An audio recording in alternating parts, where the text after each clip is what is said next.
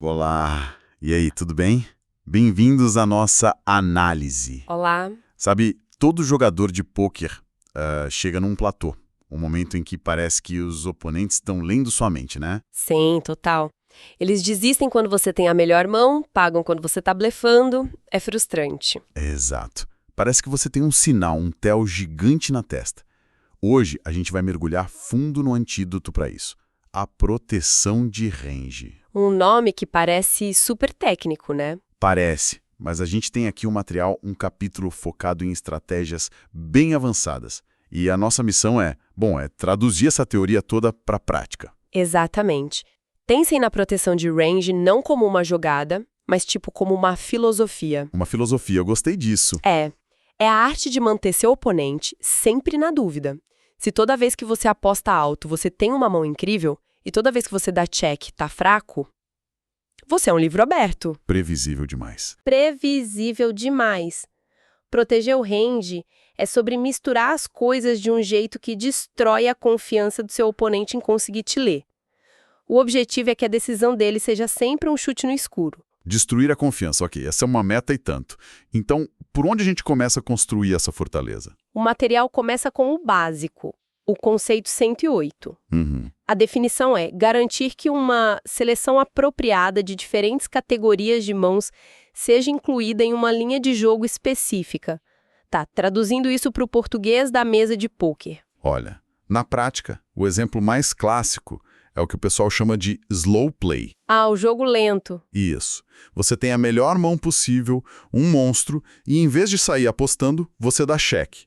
Muita gente acha que isso é só para armar uma arapuca, né? Sim, para pegar o cara no river. Pois é, mas o propósito estratégico é bem mais profundo. Ao colocar essa mão super forte no seu range de cheque, você está protegendo todas as outras vezes que você dá cheque com uma mão fraca ou mediana. Ah, saquei. Então, se eu só dou cheque com lixo, meu oponente pode só apostar toda vez que eu bato na mesa e me roubar o pote. Exato. Mas se de vez em quando eu dou cheque em pá, apareço com as nuts, Aí ele tem que pensar duas vezes. Ele é forçado a te respeitar, você o força a desacelerar. entendi. Mas é aí que a coisa fica interessante de verdade, porque a proteção funciona para os dois lados. O material diz que o termo também é usado para descrever a inclusão de mãos ruins, as trash holdings. Mãos ruins? Sim, no seu range de aposta. O objetivo é garantir que seu range tenha ar suficiente. Ar, tipo blefes puros? Mãos que não valem nada? Peraí, por que eu ia querer poluir minhas apostas de valor com lixo? O fascinante aqui é que o seu lixo protege o seu tesouro. Pensa bem, se você só aposta quando tem uma mão forte, o que um oponente minimamente atento vai fazer? Ué, vai desistir. Vai simplesmente desistir, você nunca vai ser pago. Suas mãos monstro viram um desperdício de tempo. Ao incluir ar blefes puros no seu range de aposta, você cria uma incerteza. Certo. Agora, quando você aposta, seu oponente pensa: será que ele tem um monstro ou não tem absolutamente nada? Essa dúvida o obriga a pagar com mãos mais fracas, só pra, te manter honesto. E é aí que eu lucro com as mãos de valor. É nesses pagamentos que suas mãos de valor finalmente lucram.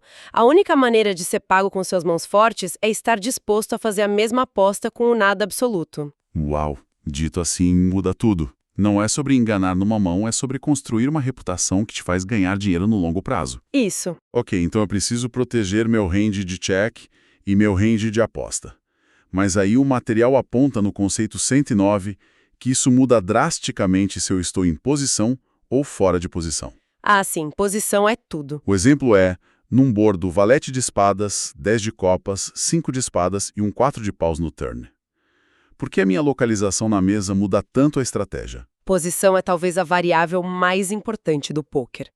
Estar fora de posição, ou OOP, significa que você age primeiro. Isso te dá uma desvantagem de informação gigante. Você está no escuro. Exatamente. Quando você dá check fora de posição, você está basicamente convidando o seu oponente, que está em posição, IP, a apostar. Você quase nunca vai ver a próxima carta de graça. Faz sentido. Por causa disso, o seu range de check quando está OOP precisa ser muito mais robusto, sabe? Mais forte. Você precisa ter mãos ali que consigam aguentar a pressão. Estando em posição, a história é outra, imagino. Completamente outra. Quando o jogador OP dá check para você, que está em posição, você tem um superpoder, o check back. O cheque por trás. Isso, você pode dar check também e garantir que vai ver a próxima carta. É uma opção sem custo, sem risco. O material usa o termo garantir a realização da sua equidade, que é uma forma chique de dizer isso. Você chega no river de graça. Uma rede de segurança. Perfeito! Como você tem essa rede de segurança, seu range de check em posição não precisa ser tão forte. Você pode dar check com mãos de valor médio que, fora de posição, estariam numa sinuca de bico. Entendi. A posição te dá uma opção a mais, uma válvula de escape. Ok, vamos para um conceito que o material apresenta que parece totalmente contraintuitivo. É o 110. Proteger ranges que já são fortes, mas com mãos fracas. Esse é ótimo. O texto diz: quando um range de aposta se torna excessivamente forte, um oponente pode explorar isso simplesmente desistindo com mais frequência. O exemplo é, num board 10, 6, 2 com um as no turn, aqui o solver recomenda uma overbet, uma aposta gigante, maior que o pote.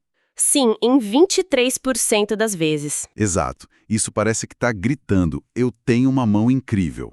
E se fosse só isso, seria uma péssima estratégia. O oponente simplesmente desistiria de tudo menos das nuts.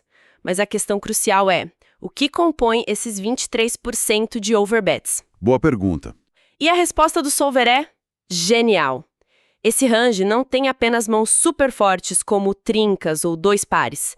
Ele também inclui lixo puro, como um valete 3 ou valete 5 de naipes diferentes, e também o que o material chama de premium gut shots, que são pedidas de sequência bem fracas, como um dama-valete. Peraí. Deixa eu ver se eu entendi. A teoria diz que para essa aposta gigante com a minha mão monstro funcionar, eu também tenho que estar disposto a fazer a exata mesma aposta com um lixo absoluto que não tem chance nenhuma de ganhar. Isso. Isso parece loucura. Na prática, eu não estou só queimando dinheiro. Parece, mas é a essência do equilíbrio. É uma jogada que parece que só um computador faria, e por isso é tão poderosa. Ao colocar esses blefs puros no seu range de overbet, você se torna aterrorizante. Aterrorizante? Sim, o oponente não pode mais pensar, aposta grande, ele tem valor, vou desistir. Agora ele precisa pensar, ok, ele pode ter a melhor mão possível ou pode ter um valete 3 aleatório. Essa incerteza o força a pagar com um monte de mãos medianas.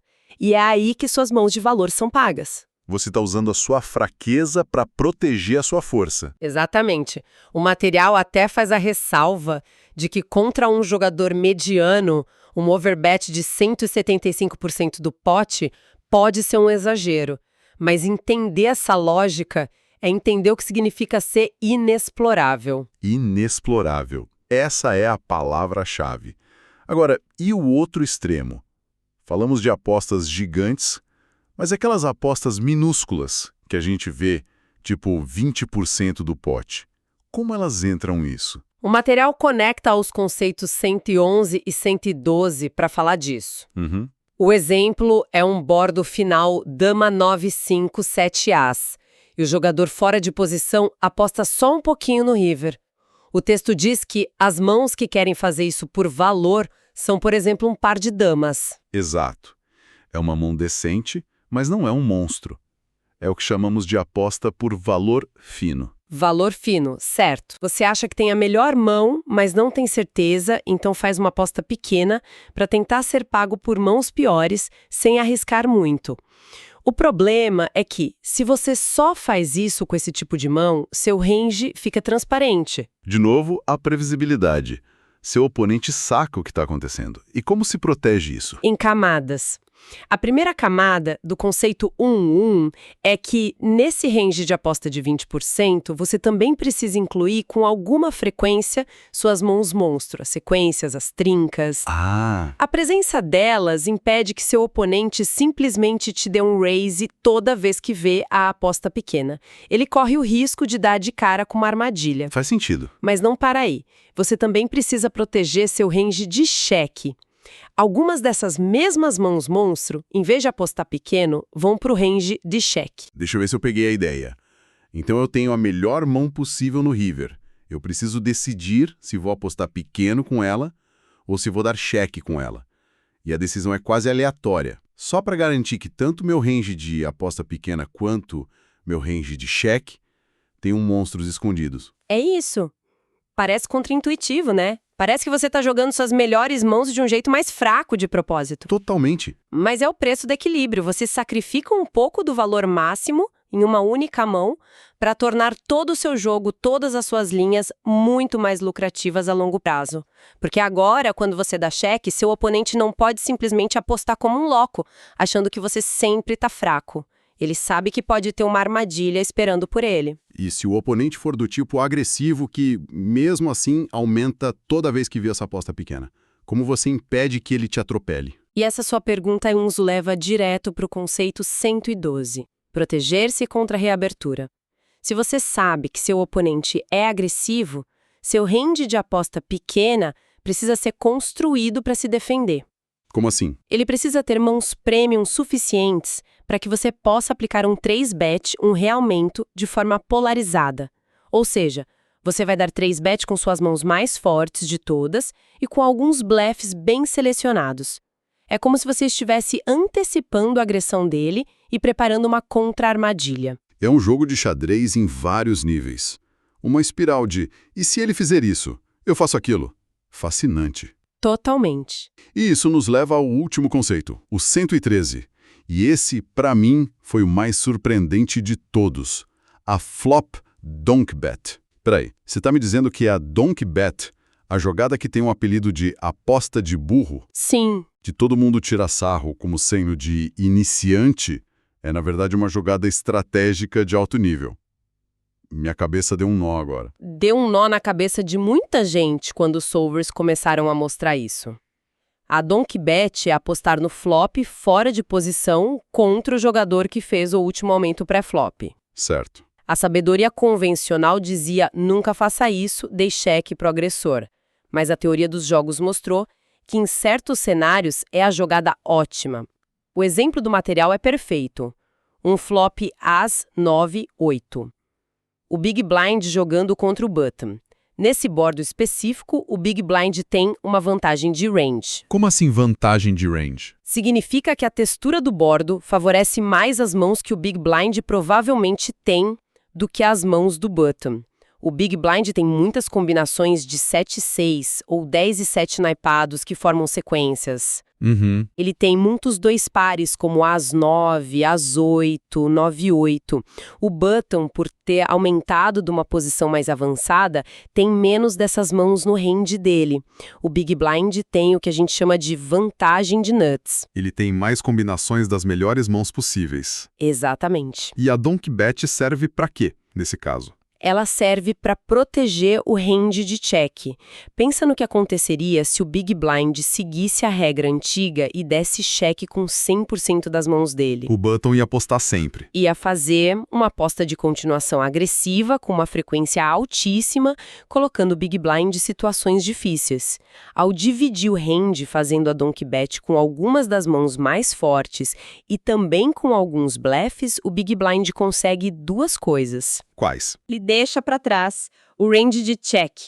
Agora, quando ele dá check, o Button não pode mais apostar sem medo, porque o range de check do Big Blind ainda contém muitas mãos fortes. Ele protegeu os dois ranges, o de aposta e o de check, dividindo as forças. Perfeitamente.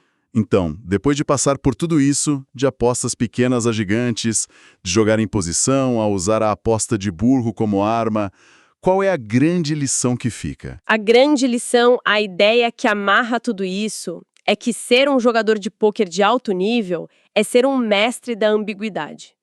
As simplificações, sempre aposte forte com mãos fortes, nunca faça donk bet, são confortáveis, são fáceis. São um atalho, né? São um atalho, mas são também o caminho mais curto para ser explorado. O jogo equilibrado exige múltiplas linhas. Exige que você esteja disposto a jogar a mesma mão de maneiras diferentes e mãos diferentes da mesma maneira. Essa complexidade é sua armadura. É o que impede que os oponentes te coloquem numa caixinha e te destruam. Exato. Resumindo a nossa jornada, então, começamos com a ideia de que ser previsível é ser lucrativo para o seu oponente. E a cura é a proteção de range. Vimos que isso significa proteger tanto os seus cheques, incluindo monstros neles, quanto as suas apostas, incluindo lixo nelas. Uhum. Entendemos que a posição na mesa dita o quão forte cada range precisa ser, e vimos como essa filosofia se aplica em situações extremas, como apostas gigantescas ou minúsculas, e até em jogadas tidas como erradas, como a Donkey Bet. A ideia central é, você não joga suas duas cartas, você joga todas as possibilidades ao mesmo tempo. Precisamente. Você mantém seu oponente para sempre em dúvida. E isso me leva a uma reflexão final que vai além do feltro. Manda. O material é sobre pôquer, mas esse princípio da ambiguidade estratégica é uma ferramenta poderosa na vida. Pensa numa negociação de salário. Se você entra na sala e revela seu número mínimo logo de cara, você perdeu toda a sua alavancagem. Verdade. A tática eficaz é manter um range de possibilidades. Algumas firmes, outras flexíveis. Pensa numa discussão, onde admitir incerteza e explorar múltiplos pontos de vista te torna mais persuasivo do que ter uma certeza dogmática. Total. A pergunta que fica é, em que outra área da sua vida ser estrategicamente imprevisível, ter seus ranges protegidos, poderia ser a sua maior vantagem?